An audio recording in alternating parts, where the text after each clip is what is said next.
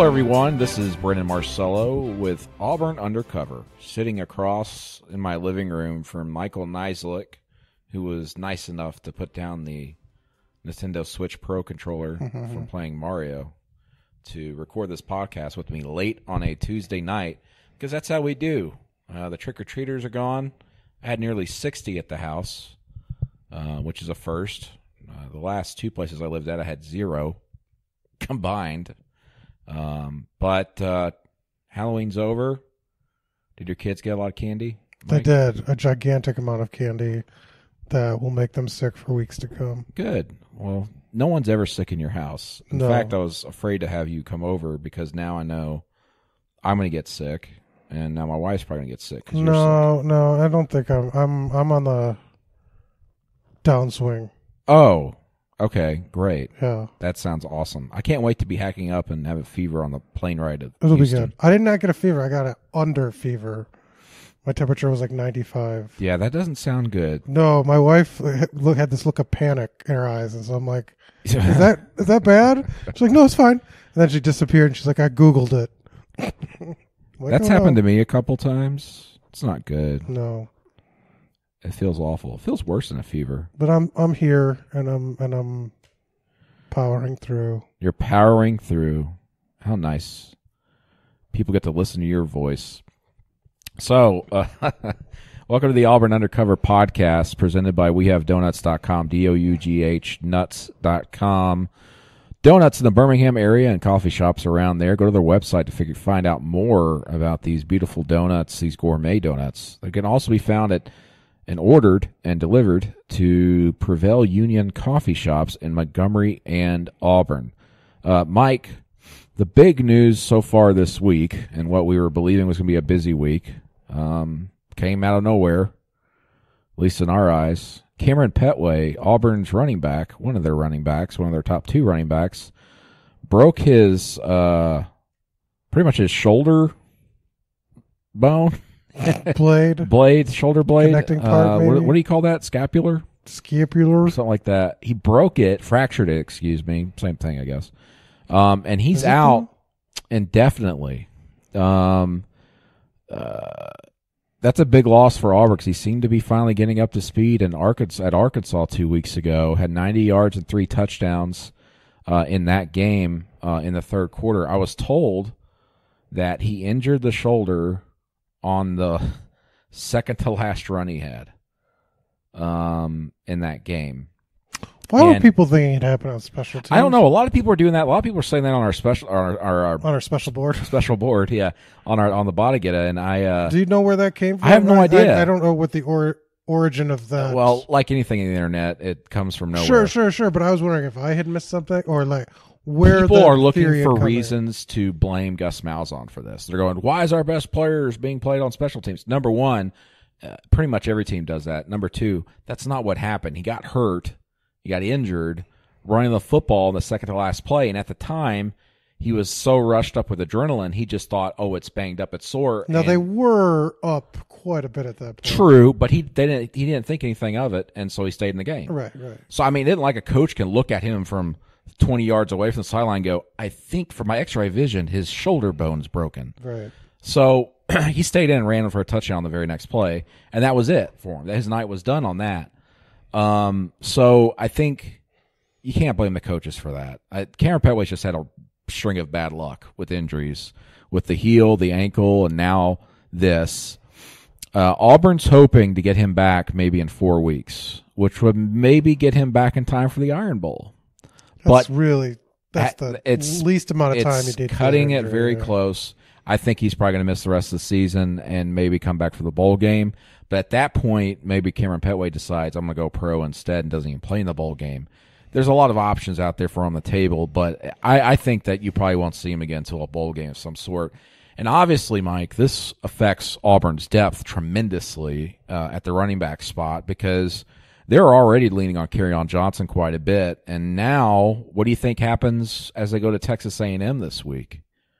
They lean on Kerryon even more? Be ready to carry it 55 times? I don't think that's going to happen. No, I mean, you don't know. But I mean, like, you kind of look at their running back rotation, and each game has been sort of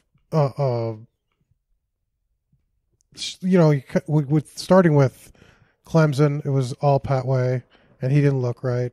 Kind of wondered what was going on there. Mercer, again, all Pettway. Then then it's Carry-On's team, and then Carry-On's had a lot of carries. I think they got to get some of the other guys involved and earlier in the game too, but will they do that? I'm not so sure. Yeah, especially if it's a close game. Yeah, we'll see. I think Cam Martin's going to play more. He has to. He's their second best back at this point. So we'll see. But I think that hurts Auburn tremendously because if they are able to utilize Johnson and Pettway, and Pettway was kind of the change of pace guy, the guy that could wear defenses down the second half, that was going to serve Auburn very well, not only at A&M but against Georgia and Alabama, two defensive lines that they're going to have to wear down late in games. And the way you do that is, one, great blocking, of course, but two, you have a running back that just makes it so difficult for you to tackle. And Pettway was that guy late in games for them. Who is that now? I don't think they have that guy. Cam Martin's a much different back, and Malik Miller's a much different back. They haven't really had that much of all season. Even when Cam Pettway was in, he wasn't giving them that. What I'm saying is, we've seen him do it before. You were just relying on him. He was getting healthier, and he looked healthier against Arkansas, and then obviously hurt his shoulder. So we're not going to get to see that now. No, and it's just a shame. It's a shame, yeah. The way that Carry-On and Cam's careers have sort of intersected almost as two separate sort of planes. That it's just amazing how little time that they spent on the field together healthy. We talked about that before the season and just kind of speculated, would they have a pretty good run? Could they be kind of two special backs this year? And never really got the chance, and I don't think they're going to get a chance, basically. Yeah. Well, we'll see. So Auburn goes to Texas A&M.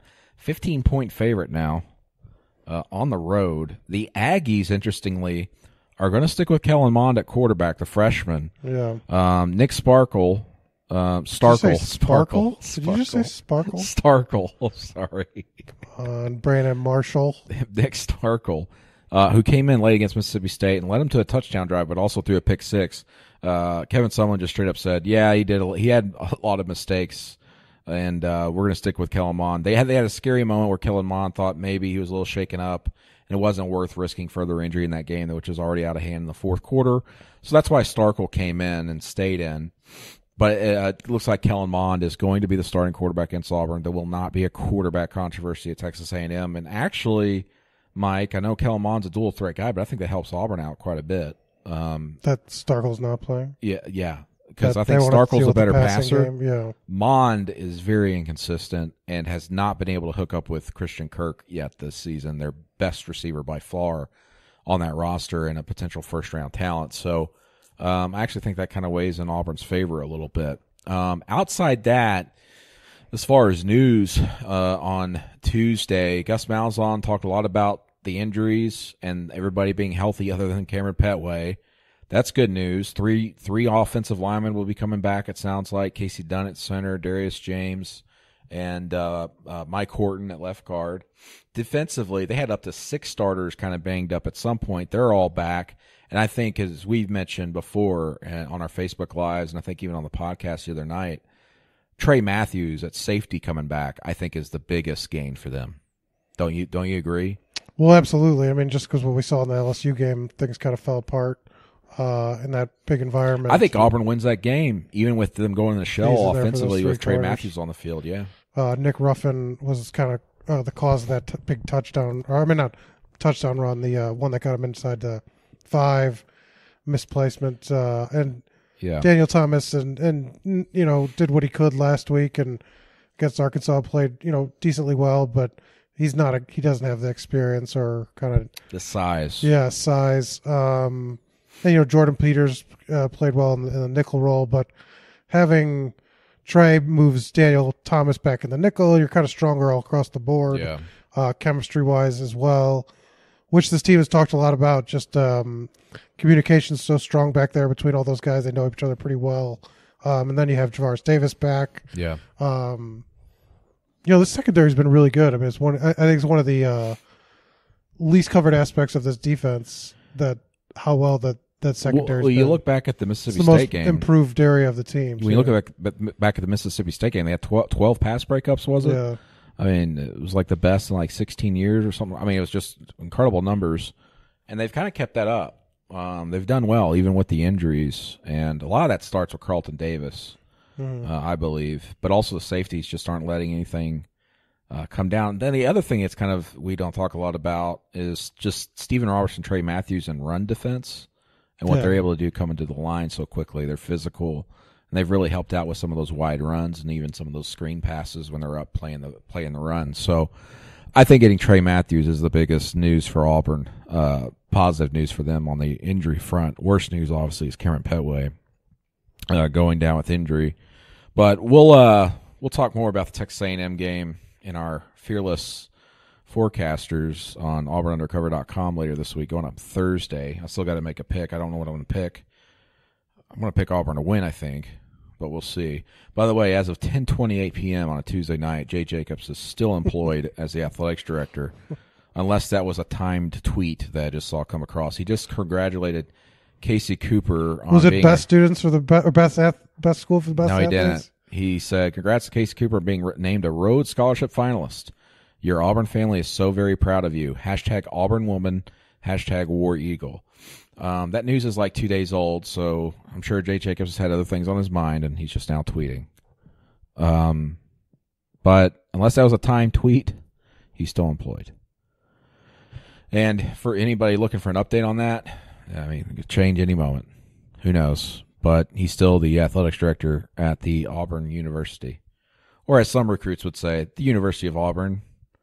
If you say University of Auburn and you commit to Auburn, should they revoke your, pull your NLI and go, you can't do this? No, I don't think so. Oh, come on. Oh, come on. Okay. Well, the college football playoff rankings came out. They don't matter. I still had to write something about them, but I didn't What did tweet you them. write? That they were 14th? They're 14th in this college football playoff rankings, and Kirk Herbstreit says they're a sleeper. Did you say that last year too? Well, here's the thing: Auburn seems to always be like 2 years ago, the top ranked 2-loss team in every poll. At some point, that gets old. Always the bridesmaid, never the bride. Right. Wow, congrats. You're the top-ranked 2-loss team. Auburn's 14th. Their best win of the season is against number 16 Mississippi State. They beat them by 39 points. But, of course, they lost to LSU, which is number 19 in the poll, or rankings, not the poll. Excuse me, it's not a poll. And then they lost to now number 4 Clemson. But their schedule here in a week and a half, they host number 1 Georgia. Georgia's number 1, not Alabama. And then 2 weeks after that, if Alabama keeps winning, it's possible Alabama could be number 1. So Auburn's got a shot here. Let's say, well, I mean, hypothetically, let's say, I don't know if shot's the right word. They exist in a world where they could theoretically climb in the rankings. Well, yeah, I mean, yes, anybody can climb in the rankings. But I'm talking about so they have a climbing to the legitimate point shot? of being 4th. Yeah. I mean, if they win, yeah. You just think the Bulldogs are a bunch of. I think they're going to beat Georgia. I don't know what's not a scary dog. A Chihuahua? They're all terrifying. A poodle? Poodles.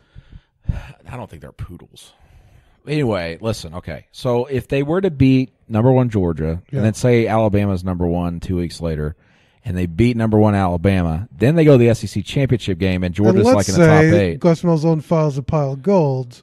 This is a lot of. Gus Malzahn found a pot of gold in 2013 twice.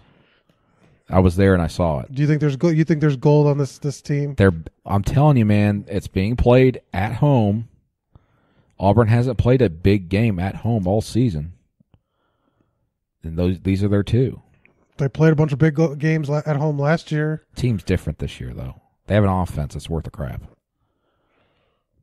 You're really high on this team, man. You're this team can score points. What makes you believe they can't score points? I was at LSU. Yeah, and what happened?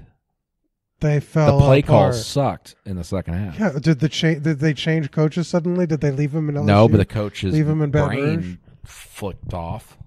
And that happens quite a bit. Right. Were you in Athens all right, last okay. year? I'm saying this. Auburn has the potential to win those games.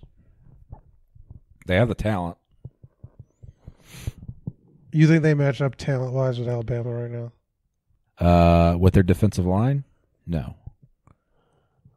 Everywhere else, maybe a little bit below. So you're saying Auburn has a better defensive line than everybody else? They're below.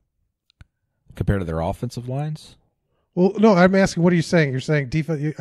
Auburn's offensive line against Alabama's defensive line is not a good matchup. It's right. Clemson against Auburn quality, like we saw earlier this year. Oh, okay, I got it. But guess what happened in that game? Auburn still had a shot. But everywhere else, Alabama's still probably better, a little bit better. So I mean, that's a pretty significant disadvantage if you're not necessarily not when field. It's small and you're playing at home. How long have you been covering football, Mike? I've been covering Have you seen crazy things happen? You could see crazy things. I've seen crazy things happen. I've seen a kick six. I've seen a prayer at Jordan Hare. But that was, I almost saw Auburn become the first team in college football history to go from whatever their win total was the year before in 2012 to winning a national championship. It doesn't. That doesn't feel like this team. I'm not telling you. There's no.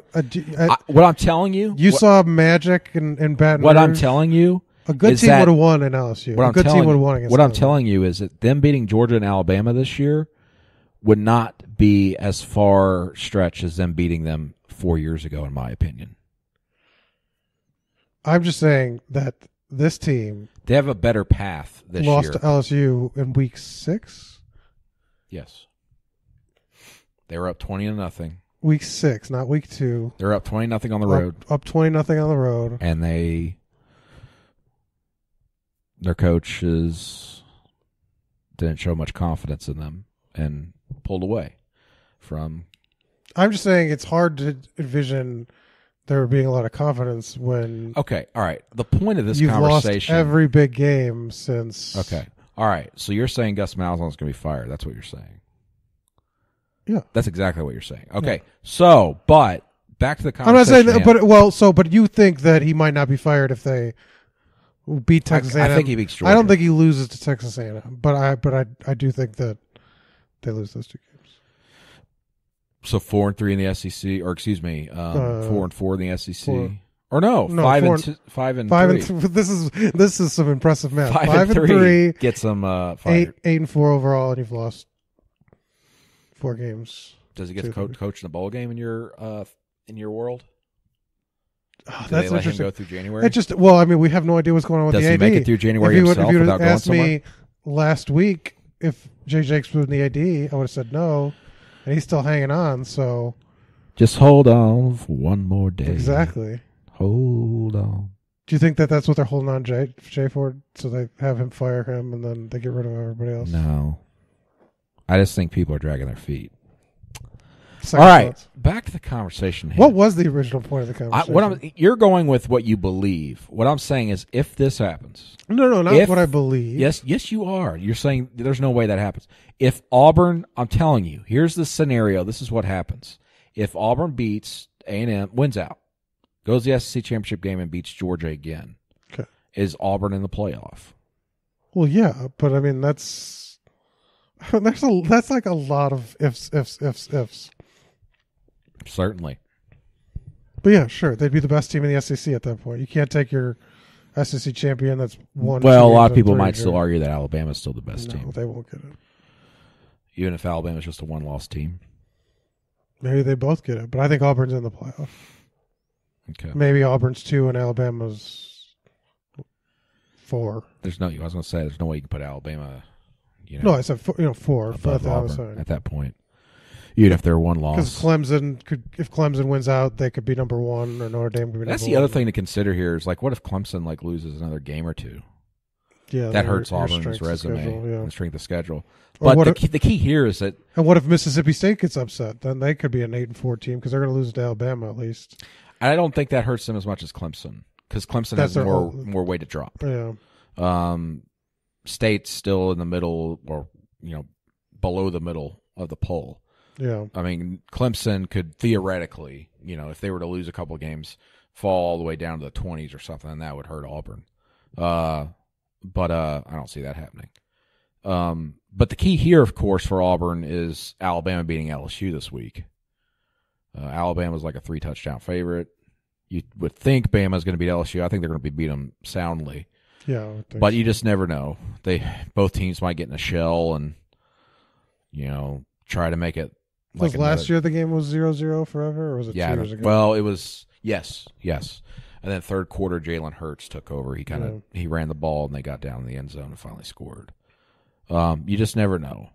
But the rankings are interesting. Auburn's about where I thought they'd be, somewhere around 15. The most surprising thing, of course, was Georgia at number 1. And Georgia's win over Notre Dame, of course, is huge for them right now. Notre Dame's number 3 in the poll, or rankings, excuse me. It's not a poll. But if Auburn wins out, they'd be in the top 4 somewhere. Yeah, no, there's no question of that. I don't think. But you don't think that's going to happen. You think they're going to lose to both Alabama and Georgia? Ask me today, I think so. Okay. All right. You're going to cover the coaching search for us? And the AD search. And let's talk a little basketball. Basketball team plays Barry. We've already talked about that. What kind of feeling are you getting around the program right now concerning the FBI investigation and also kind of where Auburn stands with that going into Wednesday as people are listening to this? It's a weird situation. Uh-huh. I guess would be the best way to describe it. I don't know why they haven't made a decision and what's kind of, there's no clarity on sort of like is it just that they're holding it till Thursday, the tip, to announce it so they don't have to ask questions about it before? Or are they still doing some sort of due diligence? I think the frustration is rising for the coaching staff that they would have liked to have put this behind them because, look, they're stuck in the mud at this point because they can't really act like somebody's guilty yet. It's a very tough position to be in for that staff. And you can't kind of throw the kid out, because they're allowed to practice at this point. But at the same time, you want to try to start figuring things out because you're going to be without 2 players for sort of an indefinite amount of time. And I don't know. I would have thought it would have been announced, but now at this point, why announce it before tip-off, I guess? Well, I think they hold out to the last minute. Yeah.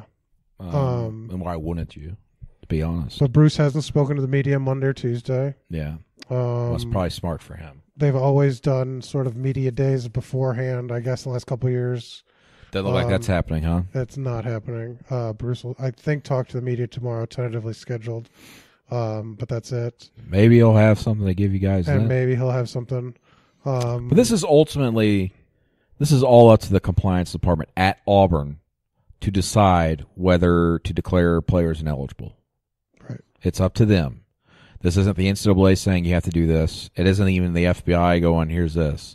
And what complicates things further is that the FBI is pretty much on lockdown, and Auburn doesn't I've heard that, and this has been reported nationally, heard rumors of it here, that the FBI and Department of Justice and everything, and they don't care about the NCAA equation of it, like with the student, like the eligibility concerns of a player is not their concern. So I've heard some people say like, well, they've got to have shared their info.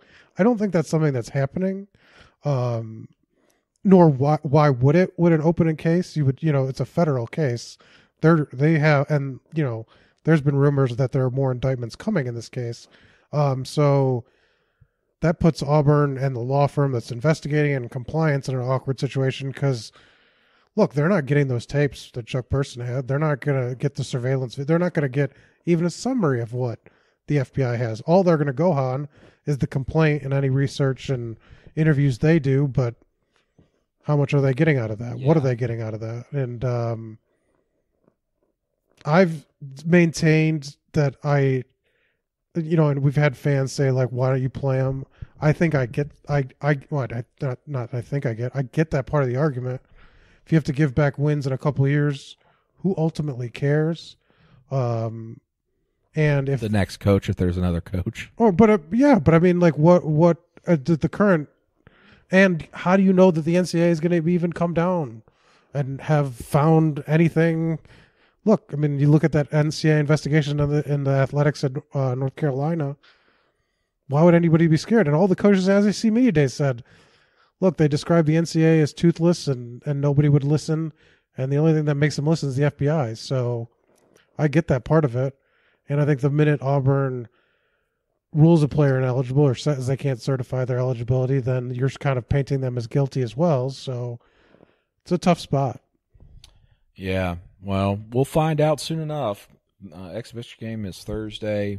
We'll see. At this point, I'm sure people just want answers, including the coaches, and the coaches don't have any right now for anybody. It's just the way it is, the way it goes. Sucks. Sucks for the kids, too, if you think about it, especially the kids who know that it's them in that report. Well, and even their teammates. Yes. And the other thing, as we mentioned the other night on the podcast, they can't talk about it. Not even to each other. Not supposed to, at least. I'm sure it happens privately, right. But, I mean... They're not supposed to. This is not something that's coming up in team meetings. That's nuts. It is. No. And how do you monitor that? I mean, you can't monitor that. No. Unless they're bugged. Dun, dun, dun. I don't know. It's just... I don't know. But if they don't announce it, that's going to be a very weird, deflating atmosphere in Auburn Arena on Thursday. And, yeah.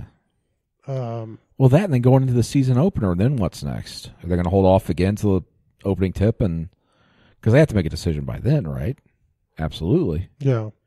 You would think, unless they just say, let it ride, and they keep rolling the dice. They could. I mean, you know what I mean? Could wait until they have something else becomes public, or these cases take the next step. Yeah. See. Yeah, we'll see. Okay, we're going to go to listener questions here, and we will start with a listener question on the Bodegetta message board at auburnundercover.com. If I can actually pull it up, I was prepared, and then I wasn't. He was there, and then he wasn't. We only have one question. People love us. Okay, Go Crazy Cadillac asks, has the playoff ruined college football and that fans now only care about making the top four and don't care about bowl games that used to bring a lot of excitement? I think there's something to that. I think it's kind of ruined a little bit of the bowls. You got excited about the GoDaddy Bowl? No, but at least with the, I don't know.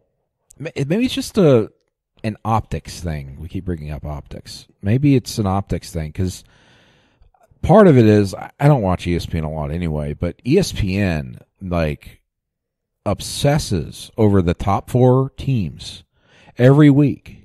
Even before these rankings came out, I'd be watching a game during the bye week this past week, watching on TV, and they're going, who's the top four going to be? Who's the top four going to be? And it's all year long, it's about who are the top four teams.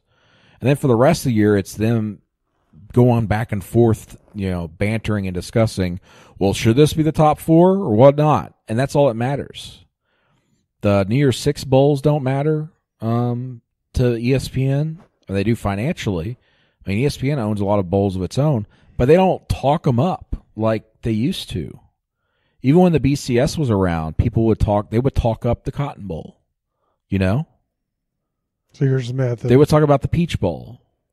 But I mean, they're just games. I mean, they're just. I understand that, but from that standpoint, because so many people watch ESPN, it's ruined it a little bit. It has. It really has. Which, one way to improve that, in my eyes, which is what should have happened in the first place, playoffs should be 8 teams. No, 4 teams is fine. 8. 4 teams is It should have been 8 from the start. There's going to be people that complain no matter what it is. I understand that, but I do agree with this standpoint. That's my opinion. It should be 8, and I do think it's ruining the bowl system. Go look at attendance. I respect your opinion, and the attendance is awful these other games now. So, do you have an opinion on this? I don't think it's a bad deal. I mean, I think the interest was going to wane in those other games anyway. Okay. All right, go to Twitter now. Jake Gibson asks, what type of candy does Gus Malzahn give out to kids on Halloween? Well, number one, I'm sure Gus avoids the house like the plague on Halloween. Secondly, I don't see anybody going to his house because it's very far tucked away from everybody. I don't see anybody going there to trick or Their treat. house, their lights are off, I'm sure. Well, there's no way. Who would go anyway? I'm not going to reveal the destination You where should they're reveal at. the location. But I'm just of saying the that. house. You'd have to be like hiking to find it. You'd be in the woods with Jason on Crystal Lake finding it. But if he did give out candy, I'm sure it would be Double Bubble, right? That's his favorite thing. It's cheap. You give that to kids. Double Bubble. Mike's just sitting there typing on his computer. He just doesn't care right now.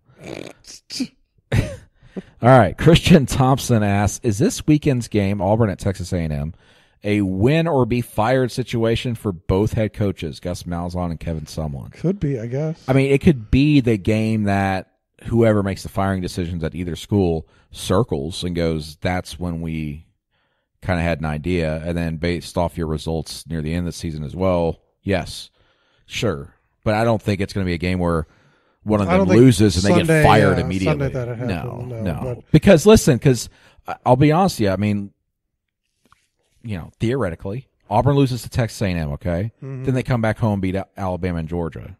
You can't fire a coach for going 9-3 with wins against two top 4 teams. No, but if they were to get blown against Texas A&M, it's going to be hard for him to climb out of that pit.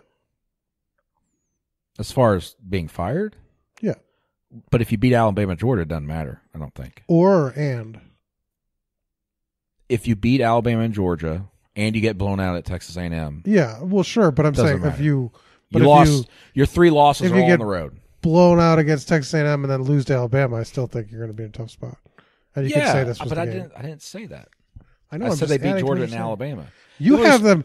I guess here you've heard it here. There's a lot of confidence from Brad Marcello. I'm not saying that. Auburn What I'm is saying beating is Georgia and it's Alabama. You heard it's it here not first. a cemented deal where he gets blown out by A&M, he gets fired.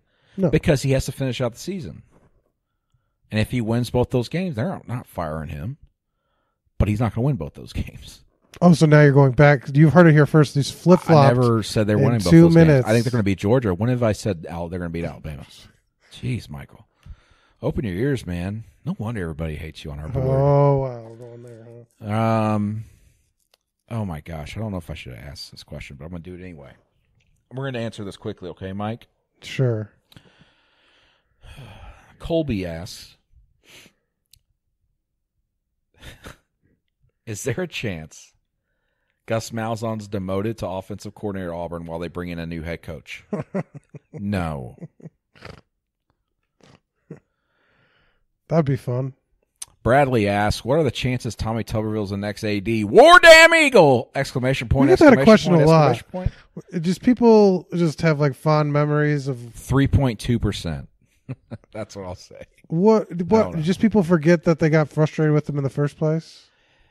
Listen, you get 5-10 years removed from things, people start looking back on coaches fondly. It just happens. Yeah, it's weird.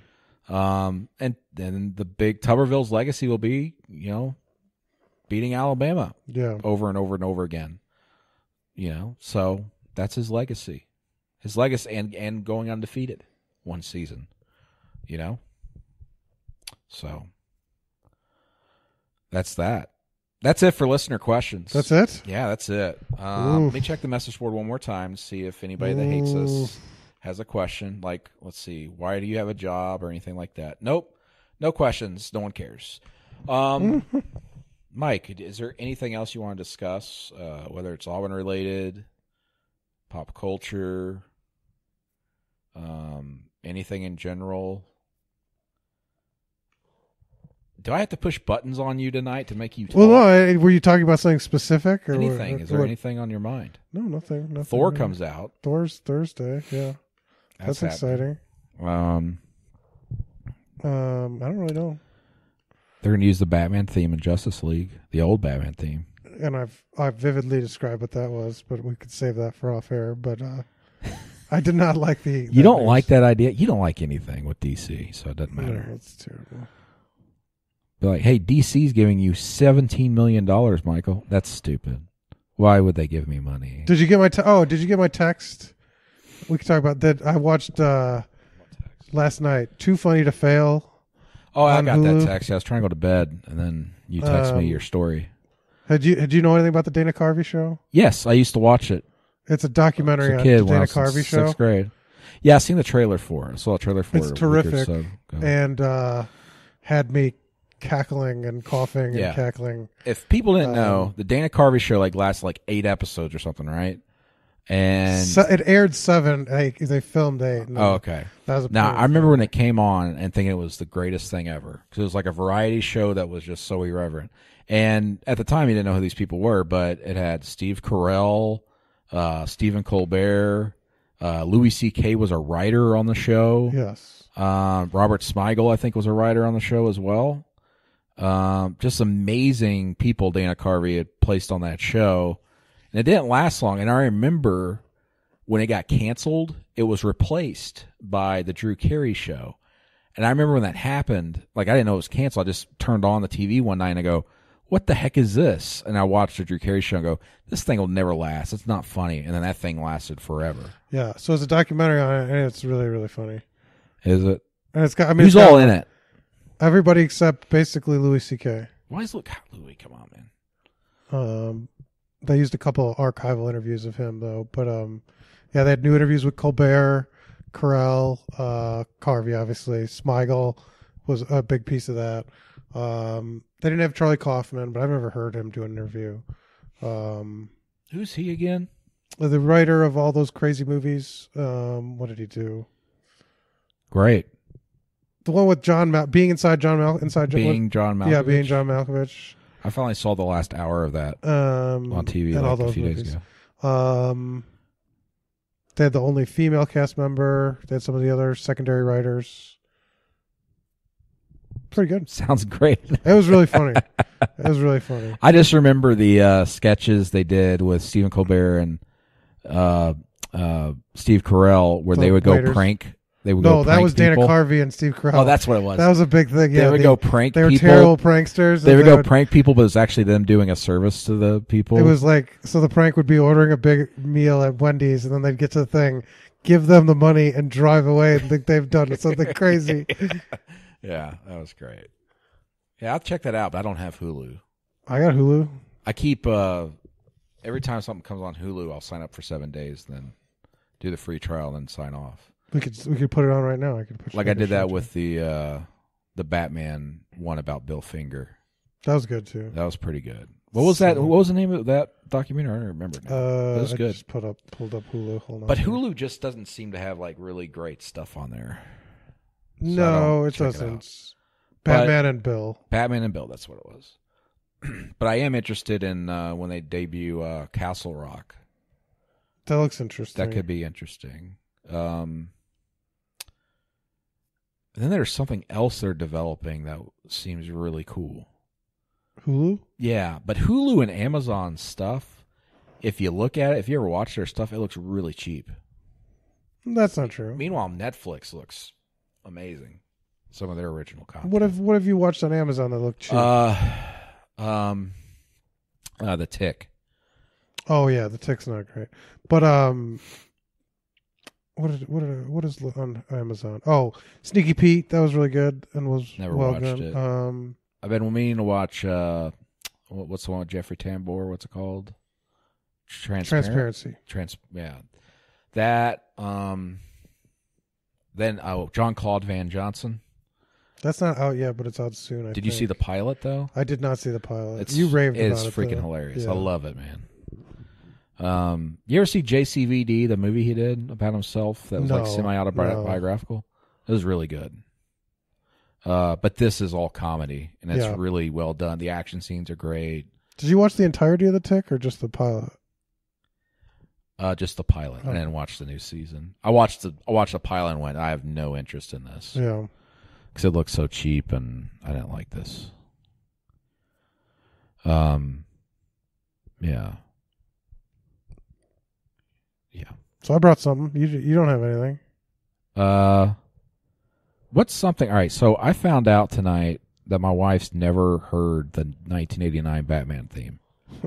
Well, so that means she's never seen the movie, right? Well, I guess she's seen parts of it because it was on TV. I'll turn it on maybe.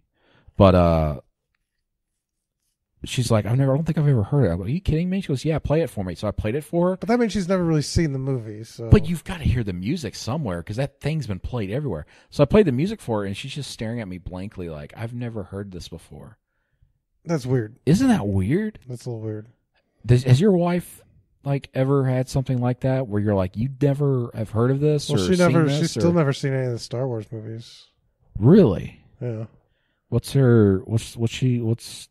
does she not like Star? She not like Star Wars. She has no interest in it. She grew up at one of three sisters, so it wasn't a. Yeah, but Princess Leia and yeah, I don't think that registered. now you got Rey and Rey's terrible, isn't she? no, she's great. Why is She's Rey like a terrible? Superhero, lame. Superhero. Yeah, she's a like Jedi. special. No. What is she? What are you talking about? Well, she's a Jedi, but it's no good. You like that? You like The Force Awakens? Thought The Force Awakens. Do you like anything new that's based off your childhood? That's based off my childhood? You didn't like Force Awakens? You're like the only person I've ever heard say that. The more I thought about it, the more it made me mad. It made you mad. It Not made only me did you mad. not like it, it made you mad. Yeah. And what All makes those you- people died, and they were like, eh. Or is this like a Zack Snyder film? It's basically. It's just Superman's killing everybody. Everybody's like, ooh, Superman's the best. Yeah, basically. Yeah. I did see where pretty much everybody on the Justice League cast is just throwing Zack Snyder under the bus. Yeah. Henry Cavill today said, yeah, we realize that what we've been doing is not working and we're going in a different direction. And still, the movie's going to be garbage. Yeah, it will because Snyder did it and they try to cobble it together. And it'll be even worse than it would have been if it was a Snyder movie. Because now there's going to be a shared vision. it's going to be a shared vision. And they didn't piece of reshoot crap. everything. They just reshot a portion of it. Yeah, so what just they like did- Suicide Squad. It'll be like Suicide Squad. Yeah, no, that's going to be terrible. Suicide Squad was the worst superhero movie outside Batman and Robin I've ever seen. Have you watched Stranger Things too yet? How No, far are I'm you? still got 2 episodes left. So you watched episode 7? No. Yes. Are you talking about the van? Yeah. Yeah, I saw that one. Where they their lair is the unused. It looks like an unused set from Batman and Robin.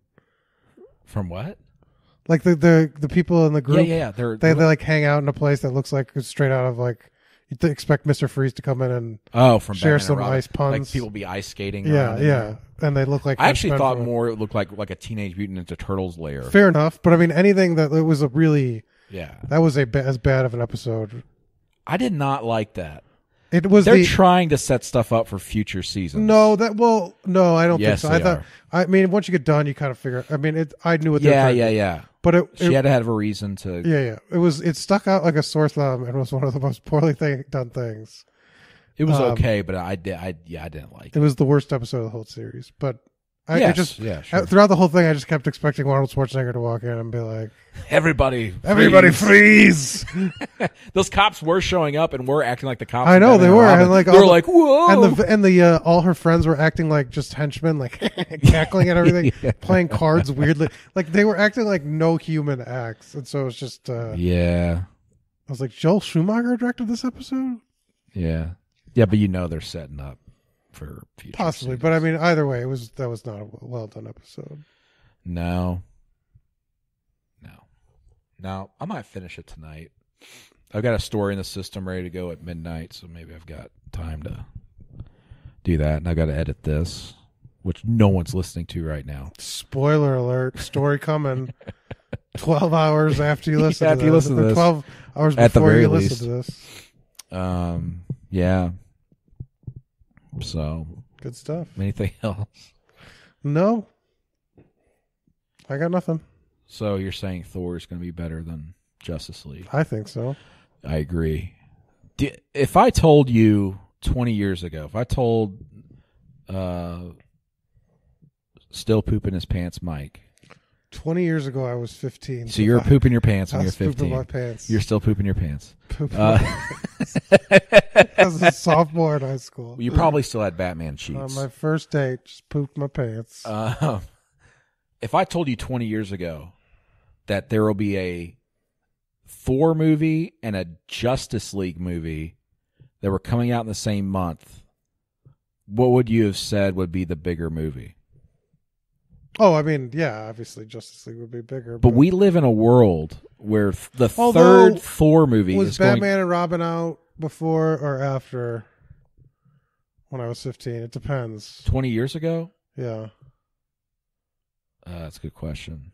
Because right after Batman and Robin, because maybe Thor. 97. Because 97 was Batman and Robin, so that was 20 years ago. So maybe I would have said Thor, because Yeah. Batman and Robin kind of killed the DC cinematic universe and almost killed Batman cinematic universe single-handedly, impressively so. So Nah, they were always going to bring him back. They kept trying even like 2 years after. yeah, no, it's just it breaks my heart. It's crazy. Pisses me off. Pisses me off. A third Thor movie is going to make bank, and this Justice League movie is going to be. It's a got failure. that handsome Chris Hemsworth. So He is handsome. Oh wow, Brandon just perked up. Holy cow! I He's think a we handsome found dude, man. Hey-o. It's not fair that he's as funny as he is. I thought you were gonna say it's not fair. He's so handsome. Well, that too. It's not fair that he's as funny as he is, and he's And as he good cut his looking hair, as and he you're is. like, he's an Adonis. Adonis has been your favorite word today. You said it on Facebook Live. Did I? Okay. Yeah, Well, yeah. The other guy who plays Loki, Thomas Hiddleston. He's a good-looking dude. Whoa, Brandon's getting excited for Thor. Horrible actor in King Kong, though. That was Skull not a good Island, movie. Yeah, when You he did was not just like that posing movie. like a superhero Yeah. with his shirt always perfectly tucked in, even no matter how much he was having to run and sweat and battle monsters with those samurai Well, sword. he didn't want to ruin those movie star good looks. What a dumb movie. All right. Yeah. Well, we'll see next week. We'll give reviews maybe. Well, here's what the review's going to be. It was hilarious. It was good. Well, we'll see next week if that's the same thing. And then Justice League will come out and I'll go, well, there were moments. No, you'll cry. I won't cry. I've given up. I've given up. I've given up. I know that, and by the way, further credence that the DC universe is going to melt down. There's reports out already saying that they're holding off on the Flashpoint movie until they see how that movie made Justice no League sense. does. So, in other words, they will not make a Flashpoint movie. No, I told you that Flash movie wasn't going to You know what I think they're going to do? They're just going to start making individual movies again, and it's not going to be. It might be semi-connected, They'll come back later. but yeah. And by that time, superheroes will not be a big thing anymore. Probably.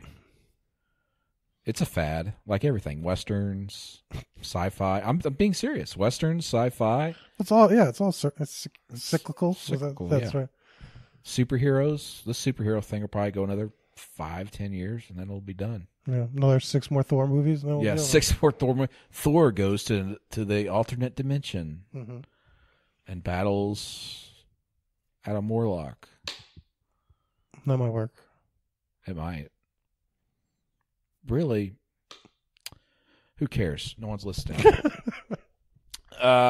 Thanks for joining us on the Auburn Undercover podcast. I've been Brendan Marcello. That's been Michael Niziolek. Life is just fleeting.